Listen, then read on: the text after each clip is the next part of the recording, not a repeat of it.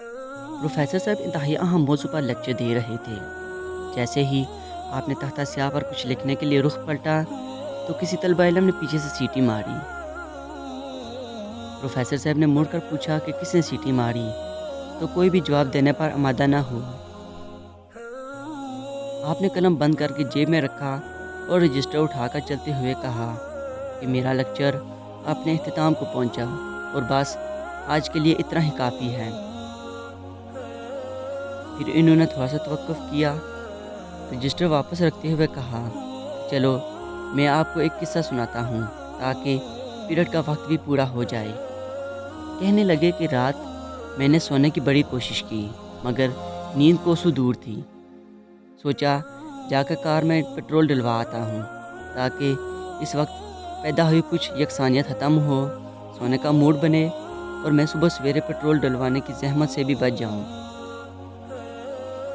پھر میں نے پٹرول ڈلوا کر اسی علاقے میں ہی وقت گزاری کے لیے ادھر ادھر ڈرائیو شروع کر دی۔ کافی مرگشت کے بعد گھر واپسی کے لیے کار موڑی تو میری نظر سڑک کے کنارے پہ کھڑی ایک لڑکی پہ پڑی۔ نوجوان اور خوبصورت تو تھی مگر ساتھ میں بنی سوڑی ہوئی تھی۔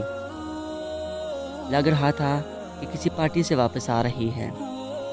میں نے کار ساتھ جا کر روکی اور پوچھا، کیا میں آپ کو آپ کے گھر چھوڑ سکتا ہوں؟ کہنے لگی کہ اگر آپ ایسا کر دیں تو بہت مہربانی ہوگی، مجھے رات کے اس پہر میں کوئی سواری نہیں مل رہی۔ لڑکی اگلی سیٹ میں میرے ساتھ بیٹھ گئی۔ گفتگو انتہائی مذہب اور سلجھی ہوئی کرتی تھی۔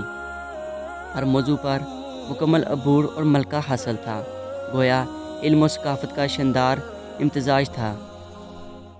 میں جب اس کے بتائے ہوئے پتے پر اس کے گھر پہنچا تو اس نے اعتراف کرتے ہوئے کہا کہ اس نے مجھ جیسا باشعور اور نفیس انسان نہیں دیکھا اور اس کے دل میں میرے لیے پیار پیدا ہو گیا ہے۔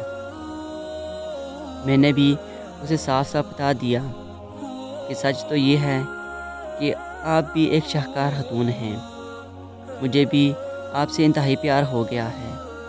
ساتھ ہی میں نے اسے بتایا کہ میں یونیورسٹی میں پروفیسر ہوں، پی ایچ ڈی ڈاکٹر اور معاشرے کا مفید فرد ہوں۔ لڑکی نے میرا ٹیلی فون مانگا جو میں نے اسے بلا جھجک دے دیا۔